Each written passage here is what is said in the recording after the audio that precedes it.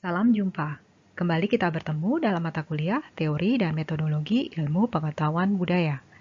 Program S3, Fakultas Ilmu Pengetahuan Budaya Universitas Indonesia. Kali ini kita akan membahas sebuah tulisan dari akademisi FIB UI sendiri, yakni Suri Mariasih Geri Tambunan dengan judul artikel Appropriating South Korean Popular Culture, I-Pop and K-Drama Remix in Indonesia.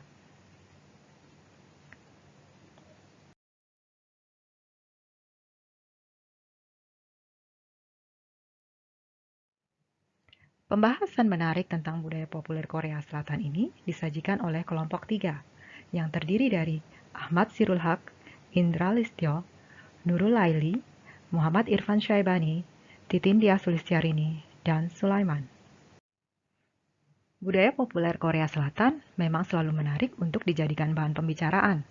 Bagi Anda yang bukan penggemar sekalipun, pasti ada orang di sekeliling Anda yang merupakan penggemar K-pop atau K-drama, yang di Indonesia kita kenal sebagai drakor. Dan Anda atau orang terdekat Anda mungkin juga ikut terbelah dalam perseteruan yang sedang viral saat ini antara tim Nam Dosan dan tim Han Ji Pyong dalam drakor startup yang sedang tayang. Tentunya dalam pemaparan ini kita tidak akan membahas lebih lanjut tim mana yang lebih pantas memenangkan The Battle of the Century. Tapi saya akan meminta Anda untuk membayangkan.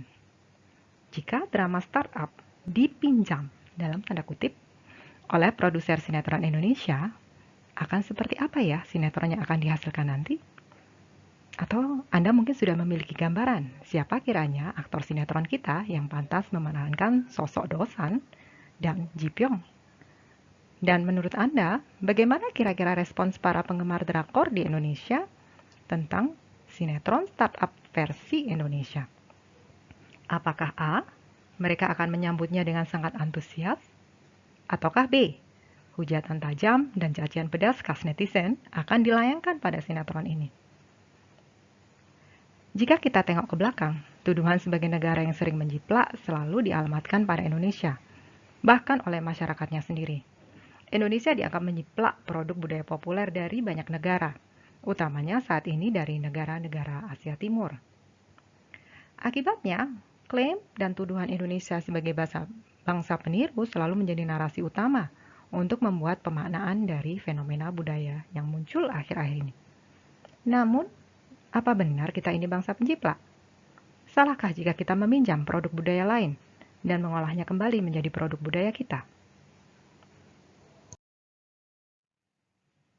Dalam artikel ini, argumen utama G.T. Tambunan adalah bahwasanya teks tiruan dapat dilihat sebagai pastiche, yang intinya mengungkap karakteristik yang berulang dari aliran budaya populer di Asia.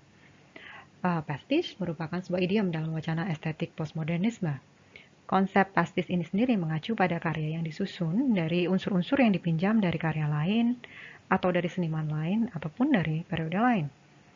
Berbeda dari parodi yang meniru untuk mengolok-olok, pastiche lebih menunjukkan penghormatan atas karya yang ditirunya.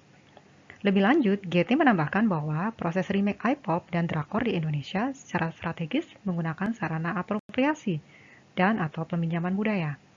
Dan dalam artikel ini, konsep pastiche digunakan sebagai dasar kajian terhadap praktik apropriasi budaya Korea Selatan di Indonesia.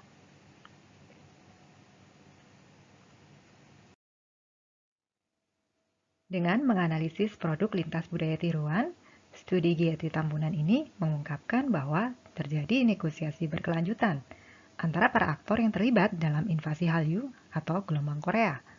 Dan juga ada proses penghadiran kembali produk-produk budaya ini dalam konteks Indonesia.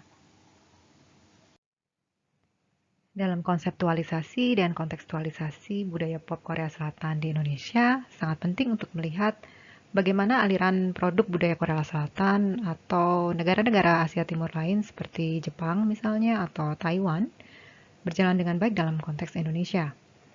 Di sini kita mengenal apa yang disebut dengan lalu lintas budaya intra-Asia, di mana ada aliran produk budaya Asia Timur yang merupakan perwujudan global dan Asia. Dan ini bukanlah antitesis dari produk budaya Barat, melainkan sebuah produk hibrida.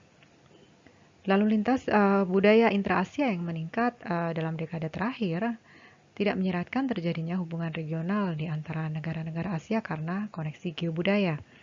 Namun, dinamika regional ini terjadi karena Asia dianggap sebagai depository of in-betweenness, yang dimurnikan oleh identitas Asia yang cair dan berada di tengah-tengah.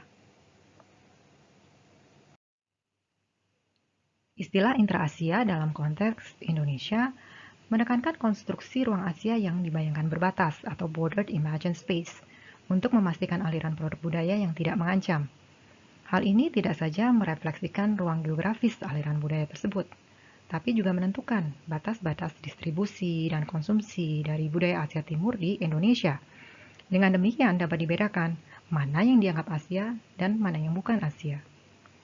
Pada masa ketika kondisi sosial dan politik Indonesia didominasi politik moralitas dan retorika anti-barat yang makin meningkat, serial televisi Asia Timur misalnya digunakan sebagai mekanisme pertahanan strategis. Tujuannya untuk menciptakan ruang Asia yang dibayangkan berbatas.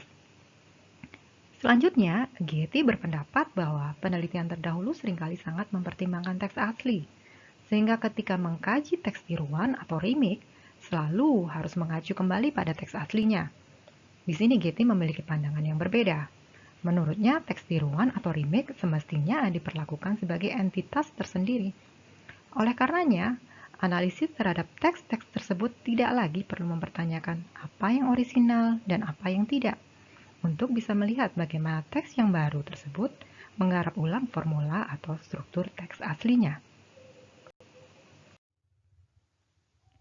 Nah, sekarang kita beralih pada pembahasan tentang iPop dan bagaimana fenomena budaya ini meniru karakteristik lintas batas K-pop.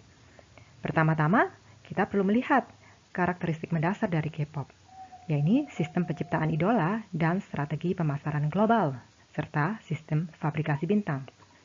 Kita melihat bahwa iPop adalah reaksi dan reproduksi K-pop.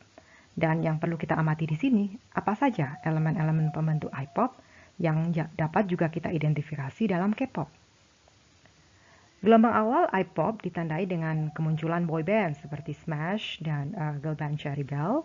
Dan di situ kita temukan adanya praktik tersandar penciptaan idola yang berkiblat pada praktik serupa dalam K-pop. Meskipun kedua grup band ini asli buatan Indonesia, anggota grup dijadikan idola melalui penampilan yang dibuat semirip mungkin dengan para idola K-pop. Dan hasilnya iPop pada masa ini mendapat resistensi yang cukup kuat dari publik Indonesia karena dianggap sekedar copycat atau meniru. Dalam gelombang selanjutnya, terjadi perubahan dalam cara meniru K-pop yang tidak lagi sekedar sebagai karbon copy. Grup-grup idola pada tahap kedua ini seperti boyband S4 misalnya, lebih mengedepankan Koreanness atau kekoreaan. Jadi grup-grup ini diambil dari hasil kompetisi dan pemenangnya kemudian dibentuk secara lokal ya sebagai grup boyband atau girl band. Dan kemudian mereka mendapat pelatihan langsung di Seoul di bawah manajemen artis Korea. Nah, dari kedua hal ini kita melihat adanya proses penciptaan idola yang berbeda dan cara meniru yang berbeda pula dari sebelumnya. Ini menunjukkan adanya aspek yang berbeda terkait karakteristik lintas batas K-pop. Dan hal ini juga turut merefleksikan elemen-elemen yang menjadikan K-pop sebagai produk global yang baru. Dalam pernyataannya, Jimson mengatakan bahwa era postmodern ini adalah era di mana orang tuh haus akan ide baru. Karenanya pilihan yang paling jelas adalah mencoba menciptakan dan menghadirkan kembali produk yang sudah ada, terutama yang berasal dari masa lalu. Bahkan meskipun jika masa lalu itu bukan merupakan bagian dari kita sendiri. Dan ini mungkin yang dapat kita gunakan untuk menjelaskan fenomena replikasi atau peniruan produk yang sifatnya berulang, seperti dalam iPop ini. Selain iPop, apropriasi produk budaya populer Korea juga dilakukan terhadap drakor yang dipinjam dan dibuat kembali sebagai sinetron. Di Indonesia sudah jamak bahwa sinetron menjiplak berbagai drama atau prasabun dari berbagai negara. Apakah itu Korea, Jepang, India, atau yang terakhir Turki. Alasan dibalik praktik penjiplakan ini sederhana, tidak lain adalah alasan komersial. Karya-karya yang dijiplak kebanyakan telah sukses di negaranya masing-masing. Dan ini seolah menjadi semacam jaminan bahwa sinetron tiruan atau remake juga akan meraih kesuksesan yang sama secara komersial.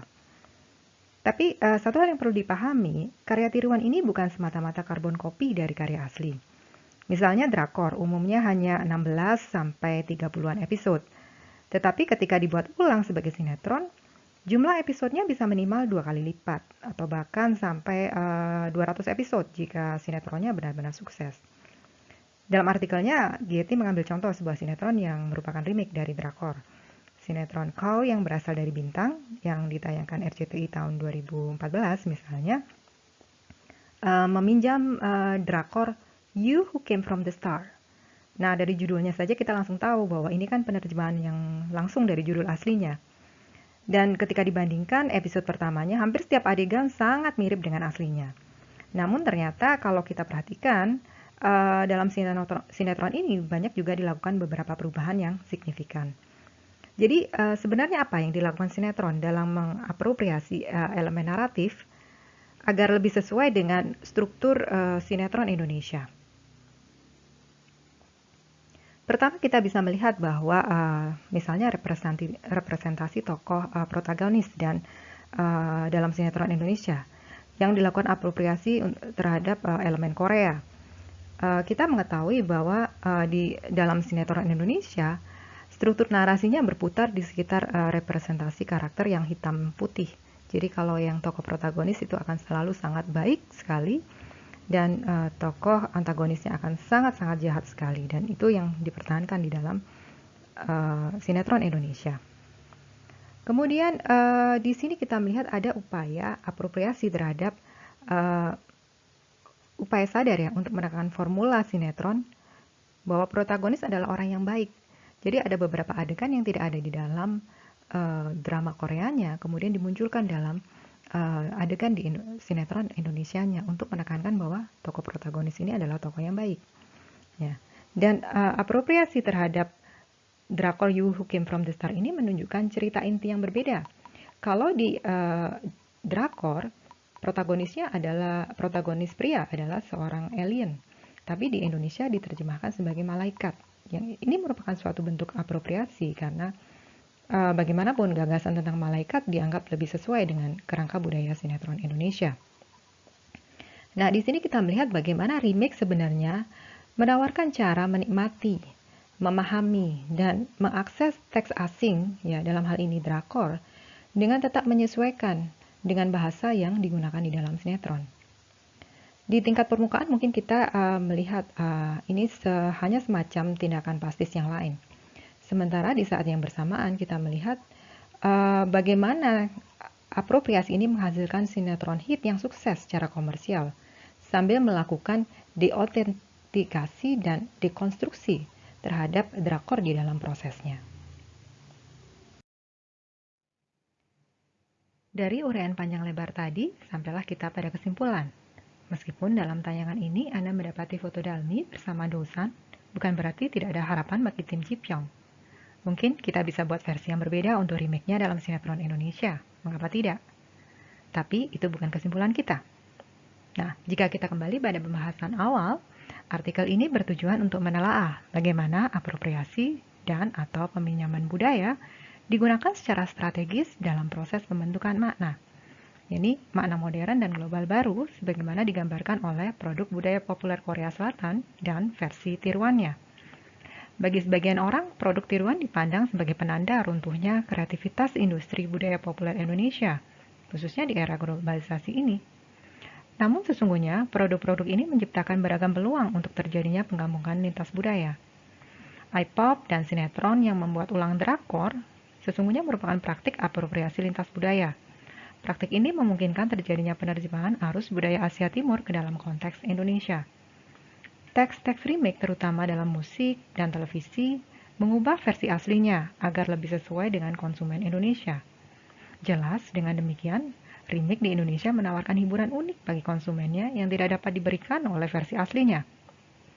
Jadi, alih-alih berfokus pada produk budaya otentik dan tidak otentik yang terlalu menyederhanakan perdebatan, fenomena apropriasi budaya Korea ini lebih tepat dikaji sebagai bentuk pastiche yang mengungkap sifat berulang dari aliran budaya populer di Asia serta apropriasi dan atau peminjaman budaya. Untuk menutup pemaparan ini, perkenankan saya menyitir sebuah kalimat yang relevan dengan pembahasan kita kali ini. Cultural appropriation, like globalization, isn't just inevitable. It's potentially positive. Jadi pada era globalisasi ini, Apropriasi atau peminjaman budaya tidak hanya tak terelakkan, tapi sesungguhnya bisa berpotensi positif. Demikian pemaparan kelompok kami tentang artikel Appropriating South Korean Popular Culture. Terima kasih atas perhatiannya dan sampai jumpa dalam diskusi selanjutnya. Annyeonghaseyo!